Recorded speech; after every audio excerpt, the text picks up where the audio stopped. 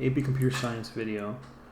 If you remember last time, we talked about the idea of sorting data in some meaningful fashion, and we looked at one very primitive sort, which was effective, and it did seem to work, but is not the most efficient. So we're going to see a slight improvement in how we sort things today. Still in the same category of not very good, but still a good improvement and a different approach. And maybe this is an approach that you might have come up with if you had to solve the problem of figuring out how to order values in a particular setup.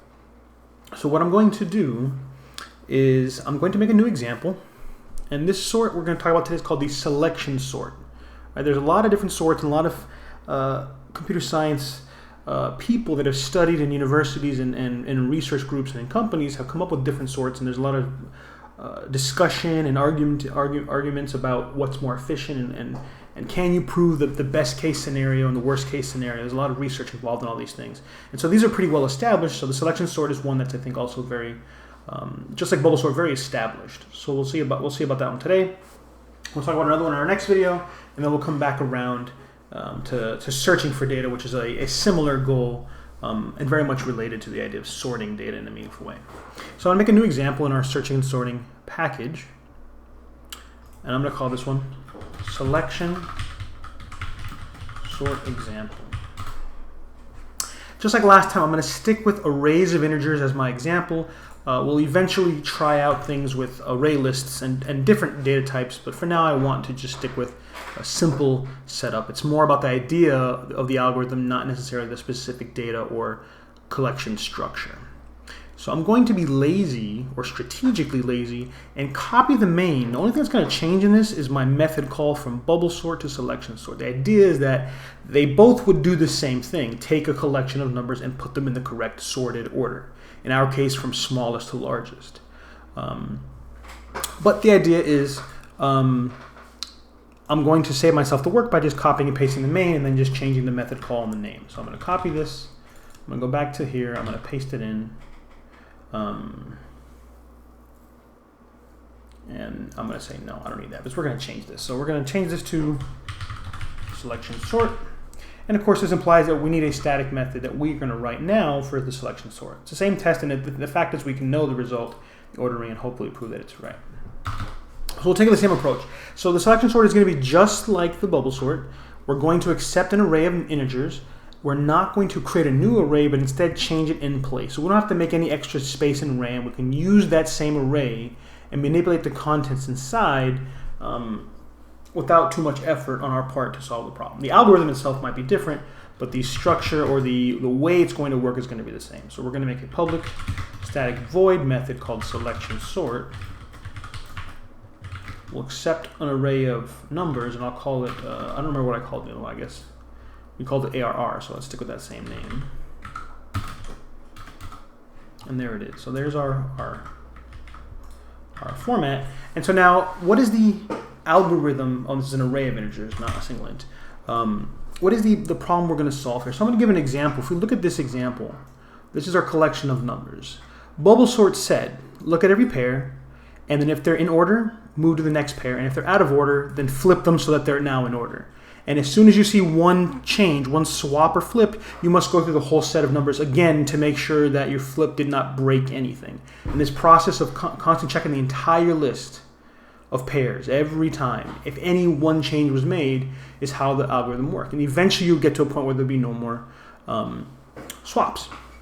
And that's how it ends. Selection sort will be a little bit different. Selection sort is going to say, keep track of the next spot to put the smallest value. And then we're going to select across everything beyond that point the smallest possible value.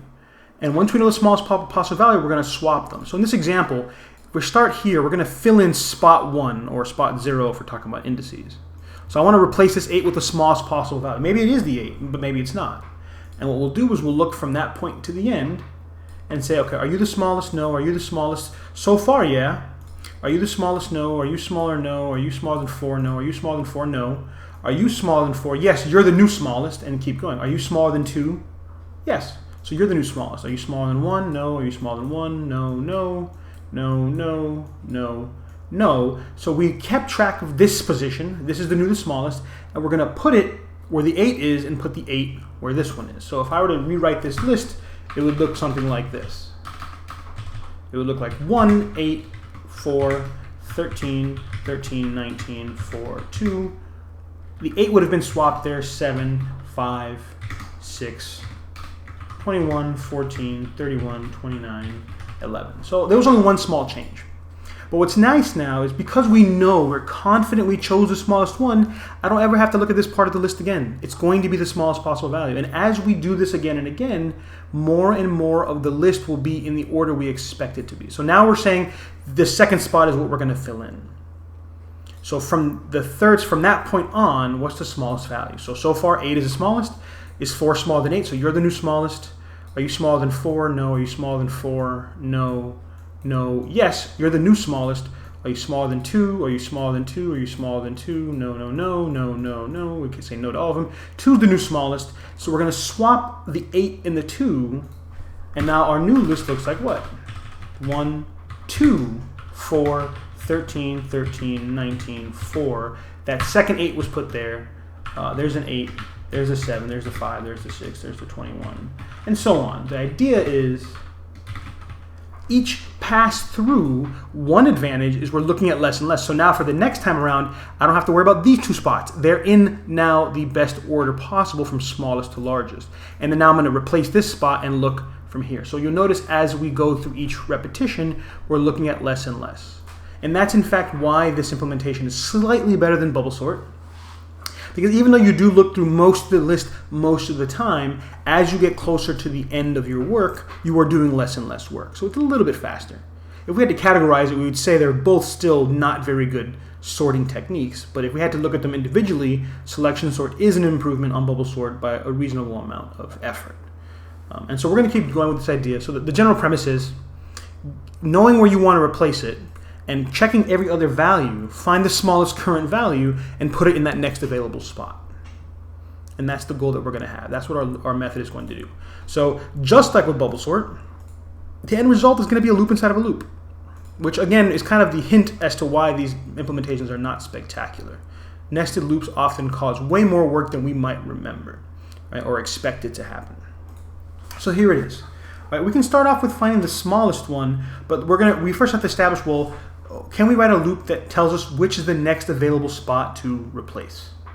And the answer is yes. We're going to look at every single spot. So a loop that goes through every spot in the array is simple enough to do. So we'll say for int I equal to 0, I less than the length of the array. So there's our loop that goes through every spot. Visit and place the smallest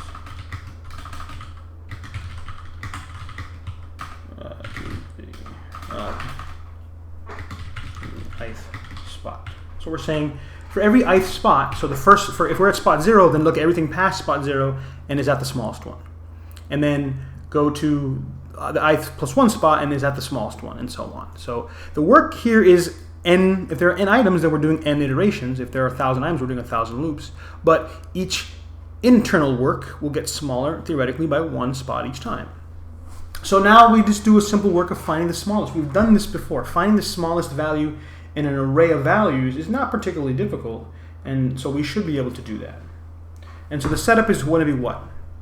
We assume the first one is the smallest, so we're going to say smallest is equal to I, because if I is the spot we're going to fill in, then everything before I is already done.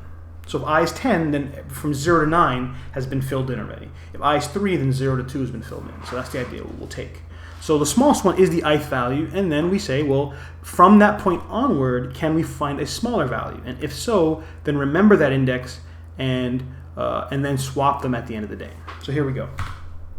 So we'll say, starting from after the ith plus 1 spot, plus 1, we'll continue while j is less than the end of the array. So we're still going through a lot of the array every time. J plus plus, make sure I don't make that mistake with the i's.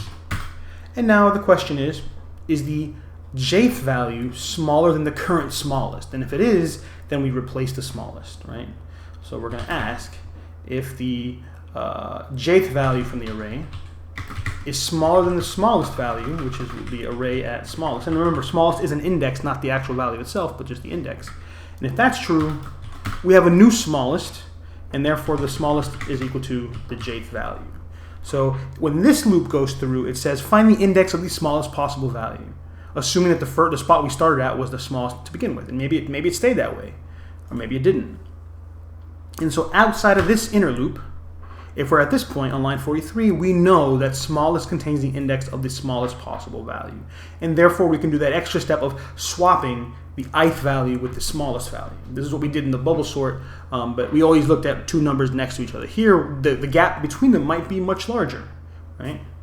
So we'll do the same thing we did last time. We'll make a temporary variable, and we'll make it equal to one of them. So we'll say array at smallest. So I keep track of the smallest value. I erase that spot with the ith value. Oops, not ARA. And then because I made a copy, I can safely say array at I is equal to 10. So here's the swap. So again, we'll say find smallest value from I to the end, right?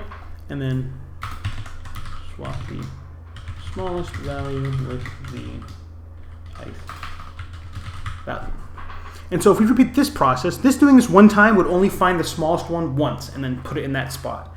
But because we do it in a loop, we're saying continually find the smallest. So the first time we find the smallest, the second time we find the second smallest, the third time we find the third smallest, and the fourth time we find the fourth smallest, and so on and so on. And eventually we find the last smallest, which is the largest value, and then that will be in the last spot. Now, if we want to go from greater values, big values to small values, the only change we'd have to make in terms of actual functionality would be this symbol, from a less than to a greater than. And of course, the word smallest is arbitrary, it's a variable, so maybe we could make a more generic variable name. Notice we're saying strictly less than, because if it's equal to, then we already, as long as one of them is caught, then it doesn't matter which one we pick. So being inclusive would just change which of the two versions you saw. It doesn't really make a difference. So we won't use the equal sign in my implementation. So, at the end of this outer loop, we theoretically have sorted our list. So let's test this. So here it is. I don't really need that. Well, I'll leave that there for now. Here's our original list. We know if we sort it, we should see 1, 2, 4, and so on, 2, 4. So let's see if this runs. Maybe I made a mistake, but I don't know. I think we did a good job here. And so we expect to see the same output as the bubble sort. And there it is, 1, 2, 4, 4. Right? And that is, in fact, the selection sort running. Right? So again, the result is that you don't see, from the perspective of just watching the implementation, now again, I can do the same thing and make a much more larger list and it would still be slow. So just like last time, I want to show you a visualization of this idea. So hopefully if this wasn't 100% clear, that maybe the picture of it will be a little more clear. So I'm going to go ahead and run a small program I have that shows us a nice visualization of our so here's our thing, just like last time. Each bar is some number, and the way it's going to work is the blue bar represents the ith value or the jth value we're looking at and saying try to find the smallest one. When you see a green bar, that'll be the smallest one that we've seen so far in the current run. A red bar will be the item that we're switching. So in the first moment, the red bar and the green bar will be the same bar because we assume the first one is the smallest. But at some point in this first run, we should see this one turn green because it's smaller than this one. So I'm going to go ahead and press play and we'll watch it go. So there's the green bar. There's the new smallest. So far we're going to swap the green and the red if we manage to not find any other small ones. And so there's the comparison, and then we swap them. And then we try it again, but now notice the second spot is the new starting point, and there it is. And so from this picture, we expect to see the last one become the green one, and then swap the last with the first. So notice something, as this happens, the blue bar starts further and further in. And so the idea here is that the more work we do, the less work we have to do.